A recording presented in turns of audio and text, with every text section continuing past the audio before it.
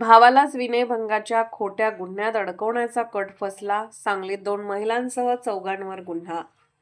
सांगलीत धक्कादायक प्रकार समोर आला आहे. 2 भावांमधील घरच्या वादातून एका भावाला मारहाण करून त्याला खोट्या विनयभंगाच्या गुन्ह्यात अडकवण्याचा प्रयत्न उधळून लागला आहे. या प्रकरणी 2 महिलांसह 2 अनोळखी व्यक्तींविरुद्ध संजयनगर पोलीस ठाण्यात गुन्हा दाखल करण्यात आला आहे.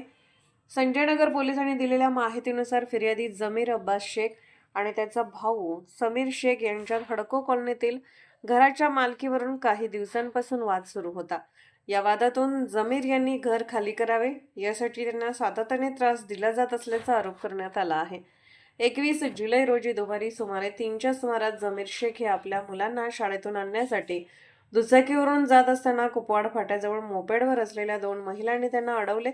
प्लॉटबाबत चर्चा सुरू असताना एका महिलेने अचानक अश्लील चाळे केल्याचा आरोप करत जमीर यांना मारहाण करण्यास सुरुवात केली. याचवेळी 2 अनोळखी व्यक्ती घटनास्थळी आले आणि त्यांनीही जमीर शेख यांना बेदम मारहाण केली. मात्र परिसरातील नागरिकांनी घटनास्थळी धाव घेतल्याने अनोळखी तेथून पसार झाले. नागरिकांनी मात्र दोन्ही महिलांना रोखून धरले. दरम्यान जमीर शेख यांनी पत्नी शाहीन आणि भाऊ सलीम यांना घटनास्थळी बोलावून घेतले. शाहीन यांनी महिलांना जाब विचारल्यानंतर त्यांनी आपली नावे वैजयंती संतोष कन्हेरी आणि प्रतिभा विलास कुलकर्णी अशी सांगितली.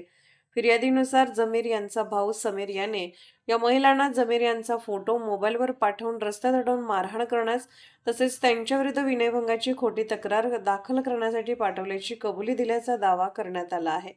जखमी जमीर शेख यांनी उपचारानंतर वैजयंती कन्हेरी, प्रतिभा कुलकर्णी आणि फरार असलेल्या 2 अनोळखी व्यक्तीविरुद्ध संजयनगर पोलीस ठाण्यात फिर्याद दाखल केली. त्यानुसार पोलिसांनी गुन्हा नोंदवून संशयितांचा शोध सुरू केला आहे. या प्रकरणाचा अधिक तपास संजयनगर पोलीस करत असून तपासातून आणखी कोणती माहिती समोर येते याकडे सर्वांचे लक्ष लागले आहे.